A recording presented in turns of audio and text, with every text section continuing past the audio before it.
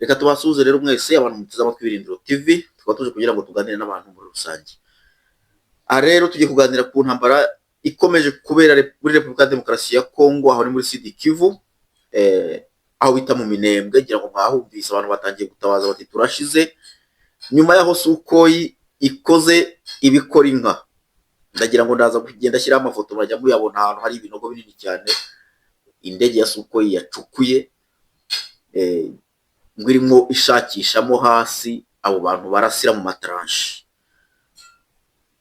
Ubwo rero nyuma ya Sukoyi biravugwa ko habaye intambara ikomeye cyane, hakaba hari n'abantu ndetse banapfuye. Akaba hari urwandiko twabonye kuri groupe WhatsApp rusohowe na Komanda Sematama uyobora icyo bita M23 cyangwa se twirwaneho, n'ayo magrupe yose y'abo bagabo ari hariya y'indobano.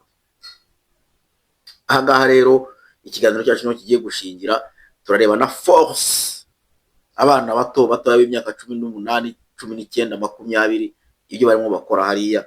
FARDC y'abasaza yo ikaba yaragiye, igisirikare cya Kanambe, cya Kagame, Kaguta na Kabarebe kikaba cyaragiye, abo basaza bose bakaba barabasubije Kinshasa. Uwari akaba harimo hakorera abana b'imiguruko gusa. Aha rero niwe rwo bwa mbere ugeze ku Birindiro TV, kora subscribe, kora like, usharing ikiganiro kugira ngo ibintu bijye bigenda neza.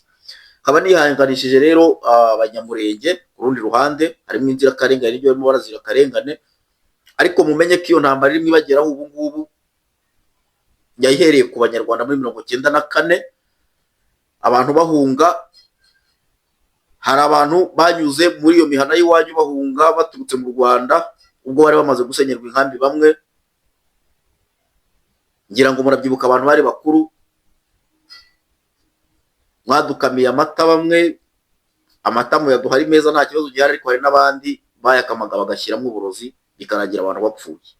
Iyo ntambara rero niyo igikomeje kugeza na n'ubu, bitewe n'uko namwe mwarinjiriwe ntimwabimenya.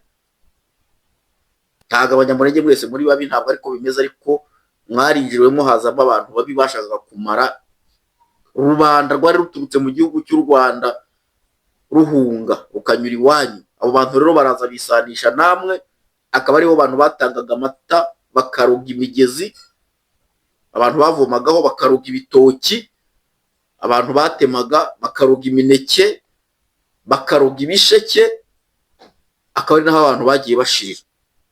Iyo ntambara rero murimo mwumva ubu ngubu ikomeye cyane, ni ukuvuga ngo yahereye kuri rubanda aribo hasirimiya cyangwa se ubwikube bwinshi, aribo bita abahutu, igihe bahungaga igihugu cyabo muri 1994.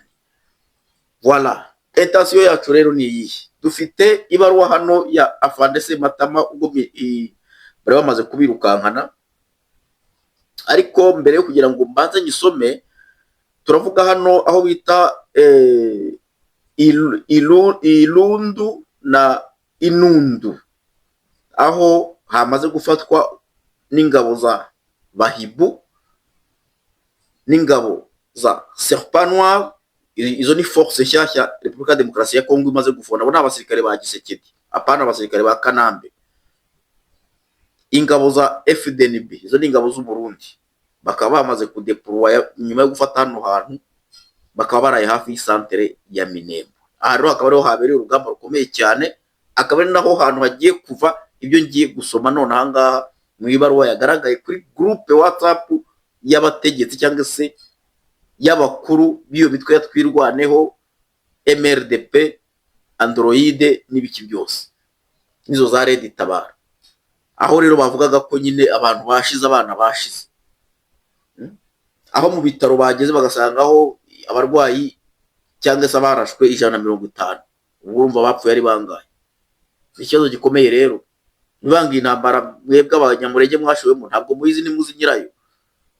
Umusaza Barafinda uri mu gereza yaravuze ati iyo ugiye gukora muri kampuni utazi jera wayo, utazi na nyirayo, birangira nta mushahara. Nta mushahara muzigira mubona muri M23, nta mushahara muzigira mubona muri Red Tabara, nta mushahara muzigira mubona muri icyo bisa Android, nta mushahara muzigira mubona muri MRDP. Iteka ryose muzahora muri abacakara ku butaka bwanyu. rero muramuseka abahutu ngo nibo bacakara, ngo nibo bategetswe imyaka ngo magana ane. Abanyamurenge mucakajwe imyaka 30 birirwa babarindagiza ngo baje ngo kubahanga igihugu ngo mugomba kubamo murindo banure, mukabona ko mushobora kunesha abakongomani bafite ubwoko 450 buri muri Kongo, kandi bwose burumvikana. Bararwana bakikirana bakongera bagasubira bagasangira, ariko iyo bigeze ku gihugu biba ari ibindi. Mwebwe rero mwaje munze muri za bamwe mwaje munze muri za 59, abandi muza munze muri za 60. Kongo ubwo yabonaga ubwigenge bamwe barabahasanga, abandi baza nyuma yaho, mugira ngo mwarangije gufata igihugu, birangiriye aho ngaho igihugu kibaye cyanyu burundu. Ko tugiye kubona itegeko nshinga rya Kongo rishobora guhinduka, bamwe bakaburiramwo ntibabone na Kongo bakabura n'u Rwanda, bizagenda bite?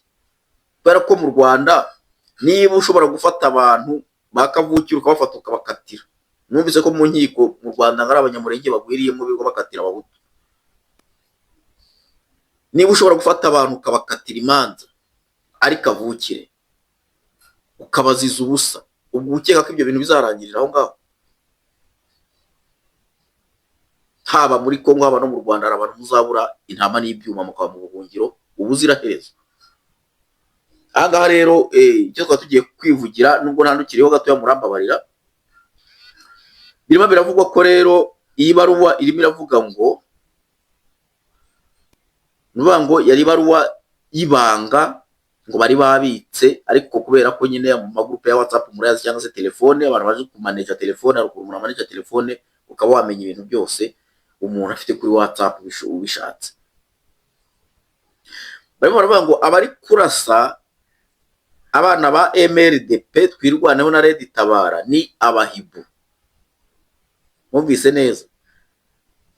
Hano Sematama yavuze ngo niko bambwiye ngo umuntu wacu dufite muri FRDC yatubwiye ko ngo barimo baza bambaye amarinete agaragara nijoro. None nyine mwumva iryo zina hibu. Hibu ni igihunyira. Igihunyira gikora akazi kacyo nijoro kandi kiba kibona uko umuntu abona ku manywa. Niyo mpamvu bayise unité spéciale hibu. Murabona ko u Rwanda rwagira amarinete, special force y'u Rwanda yagira amarinete abona nijoro. Kongo ikayabura koko nta mafaranga Kongo ifite. Nk'iki kibazo cyabereye ubu ngubu, ejo bundi muzasaba muvuga ngo muri abakongomani mwararashe igihugu cyayo, muzi ko ari namwe mwahageze inyuma mu bantu bose bari muri Kongo. Ubwoko bwita ngo n'abanyamurenge abo batutsi baturutse mu Rwanda, nimwe mwahageze inyuma mwakira igihugu. Kimwe nuko no mu Rwanda ce sont les derniers peuples. Ubu ejo bundi Kongo riramukihinduye itegeko nshinga, bamwe bakabirukana zose bari barimo barabarenganya. Nk'ubu ngubu waba umaze imyaka 30 mu buhungiro, reka tuvuge ngo nk'aba bahutu bagiye bahunga, ukagenda ukajya mu gihugu kikakwakira, nyuma yaho ugahindukira ugafata imbunda ukarasa abanyagihugu baho ngaho baraguhaye ubwene gihugu, ukabona ko ubwo bwene gihugu ushobora kubugumana. Ugize Imana bagusubiza iyo waturutse batagusigaranye. Aho rero nibyo bigiye kuzaba mu minsi iri imbere. Kwa rero nayo mpamvu mwabonye kavuga kuri Martin Fayulu, nawe uriya nayo ngo ni opoza. Uriya nawe ntabwo azi ibyo arimo, nuvuga ngo ni umuntu ukorera inda. Twabonye nawe niba rejo hashize, niba ari uyu munsi nawe bamukomerekeje mu bintu by'imyigaragambyo. Perezida w'ishyaka ajya mu myigaragambyo ko yarananiwe gufata abaturage ngo bajye mu myigaragambyo, cyangwa se bakora indi myigaragambyo atari yo kumenagura, kwangiza ibikorwa remezo cyangwa gutwika ibintu. Ariko kubera ko bavuga bati mpamvu bahinduye itegeko nshinga bazatangira badufata umwe n'ibintu twagiye dukora, resulta ni ziriya. Hano rero dufite aya makuru nyine ameze uku nguku, ati niko bambwiye ko abantu barimo baturasira abana bambaye amarinete areba nijoro. Arongera aravuga ngo yewe ngo tumaze gutakaza abana 39, twacitse intege pe, abakomeretse bo ntiworaba, ni ibitangaza. Wumvise? Izo ni message zagiye zigaragara kuri WhatsApp. Ngafande we ntituzi iyo yaroye. Bango afa waroye wewe ntabwo baza aho yagiye, ariko bari kuvuga ko ari n'umuntu barashe bakimara kugera hariya umusirikare w'u Rwanda ukomeye wari uyoboye ngo ingabo zimwe special force hariya, urumva ko naho ni ibintu bikomeye cyane. Rero bakatubwira ko nanone ngo ntibyoroshye ngo ubwire Kimazi ko murumuna we yapfuye. Izi ni message confidentielle ariko byarangiye zigiye hanze. Kare abantu rero bavuga bati nyaboneka mujye mwitonde mu gihugu cy'abandi, dore babatabahaye ubwene gihugu nyuma yo kuva mu Rwanda. Muzi ko abantu ntabwo ari ibanga, ari ibintu bizwi n'amateka. Mwategetse abantu imyaka 500 birangira mwambutse mujya mu mipaka mu bihugu bikikije igihugu cy'u Rwanda, bamwe muhabwa ubwene gihugu, murahindukira muri 87 murarukirwa mu Bugande, muraza murasa u Rwanda, mwicarayo bababeshya ngo u Rwanda rurafashwe mu gihe gutuza, barangije bababwira bati musubire muri Kongo mujye kureba igihugu cyanyu. Ibyo bintu nimwigeze mubirekonesa, nimwigeze mumenya ko barimo bababeshya ngo bashaka kubamarisha. Murakomeje murarwanya, reba ikintu muharaniye imyaka igeze kuri 27 niba atari 30. Uyu munsi muri 2026 icyo kintu kikubise hasi ngo po, n'abantu mumaze gupfusha amafaranga abantu batanze, none mubona ko ninde uzabaha indishyi z'akababaro? Ese mama ni Kagame, ni Museveni, ni Perezida Ruto, ni Imana yo mu ijuru? Ni ugusenga Imana yo mu ijuru wamugani ko iyo umuntu birangiye uhita uvuga uteka mukire mu maboko y'Imana, niko bigomba kugenda. Aha rero niho mugomba kwigira isomo. Iri ni isomo nejo mutazongera kwibagirwa, kuko urabona namwe mubaye nka baba Hutu bo mu Rwanda ngo bagiye gusinya amasezerano ko twumvise ngo bajya ngo ari za Arusha muri Tanzania, baragenda barasinya, kandi intention bari bayibonye neza ko bashaka kubambura igihugu. Bamaze gusinya bafata RPF bayizana mu nzu y'abaturage muri CND, bayicazamo, banjye barababwira bati ntabwo tuzongera kunywa amazi, ntabwo tuzanywa amazi yo mu Rwanda, tugomba kujya tunywa amazi aturutse i Bugande. Bajyaga kuzana amazi n'inkwi n'iki byose, izo modoka zikagaruka zuzuye abasirikare n'intwaro. Ibyabaye nyuma mwarabibonye. None namwe baraje barababeshya bati nimwataka igihugu cyanyu, nitumara kugifata muzajya ku butegetsi. Babakubiseho kabiri bati mwebwe nimukomeze mwubake kiriya kintu cya CNDP, n'ikiba muzashyiraho M23 cye gikomeza kidisterera kirangaza abantu. Siko byagenze. Icyo kintu rero mukajya mukomeza mwebwe mubasacrifier kugeza na n'ubu ngubu, abo ba Moise Nyarugo baraho barimo barindagira. Wenda ntabwo bari kurindagira kwa imiryango yabo iri hanze, ariko rero birababaje kubona ushobora kuzabaho n'umwana wawe ntazongere kugira amateka. Ahangaha ni ukuvuga ngo mubare imyaka 100 imbere niho muzongera kuzamura umutwe, bitewe n'ari amasezerano Gisekedi yasinye na Leta Zunze Ubumwe za Amerika. Nuvuga ngo n'ubuvivi nibwo buzongera kugira n'icyo kubona, ushobora no gutera wenda no kugera ahantu hashobora kuba itegeko, kuko muzamuhora mugira bavuga batewe ni wa mwana wa runaka, bahita bakunyuza mu ryoyo cyangwa se bakwirukana. Ngibyo rero ibintu mwaharaniye imyaka 20 umuvumo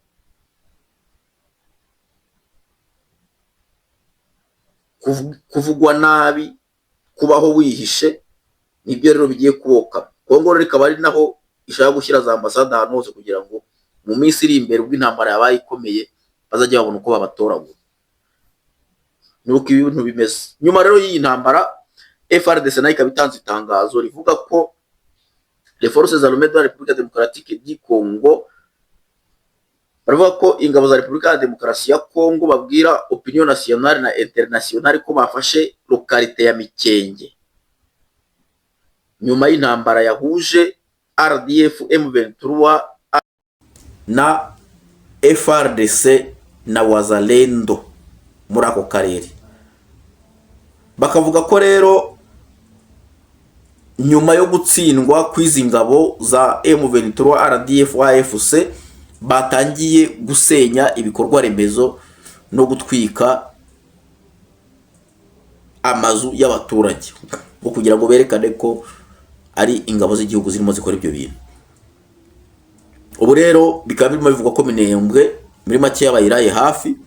Ejo mu gitondo n'ubu ngubu mushobora kumva Minembwe yafashwe. Iryo jambo nongere risubiremo, gufata Minembwe bisobanuye gufata Bukavu. Gufata Minembwe bisobanuye gufata Bugarama. Gufata Minembwe bisobanuye gufata Cyangugu, mu gihe muzanga kuhava ku neza, cyane cyane ko iminsi iri kubarirwa ku ntoki, basigaye iminsi 40 niba atari 39. Akaba ari umuhungu wanyu Birindiro. Iyandikishe, ukore ku nzogera, utange ikiganiro ahantu hose kugira ngo ibintu byacu bijye bigenda neza. Ciao ciao, akaba ari aho mu kanya mu kindi kiganiro.